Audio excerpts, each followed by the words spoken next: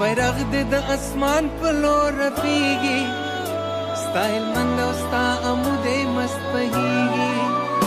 ستا بیرغ دې د اسمان په لور رپیږي ستا هلمند او ستا عمود مست بهیږي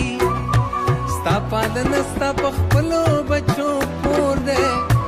څوک چې بد ورلره ګوري مخ یې تور دی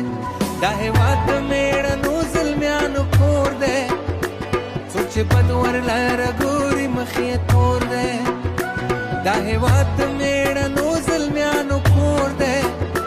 څوک چې بد ورلره ګوري مخ یې تور دی دا هېواد